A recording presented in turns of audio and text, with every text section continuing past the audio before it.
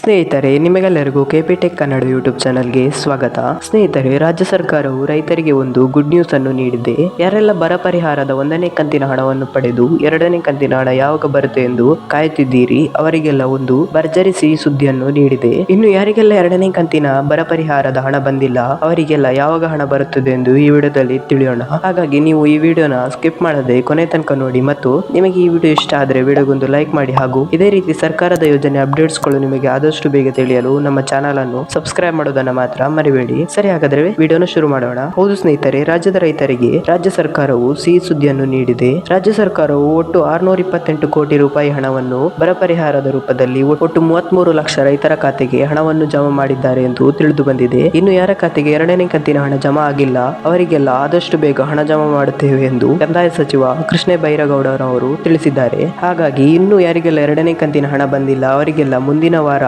ಹಣ ಜಮಾ ಆಗುತ್ತದೆ ಎಂದು ತಿಳಿಸಿದ್ದಾರೆ. ಇನ್ನು ಯಾರಿಗೆಲ್ಲ 1ನೇ ಕಂತಿನ ಹಣ ಜಮಾ ಆಗಿದೆ ಎಂಬುದನ್ನು ಕಮೆಂಟ್ ನಲ್ಲಿ ತಿಳಿಸಿ. ಇವತ್ತಿನ ವಿಡಿಯೋದಲ್ಲಿ ಇಷ್ಟೇ. ನಿಮಗೆ ಈ ವಿಡಿಯೋ ಇಷ್ಟ ಆದರೆ ವಿಡಿಯೋಗೊಂದು ಲೈಕ್ ಮಾಡಿ ಮತ್ತು ಇದೇ ರೀತಿಯ ವಿಡಿಯೋಸ್ಗಾಗಿ ನಮ್ಮ ಚಾನಲ್ ಅನ್ನು ಸಬ್ಸ್ಕ್ರೈಬ್ ಮಾಡೋದನ್ನ ಮಾತ್ರ ಮರಿಬೇಡಿ. Thank you for watching this video.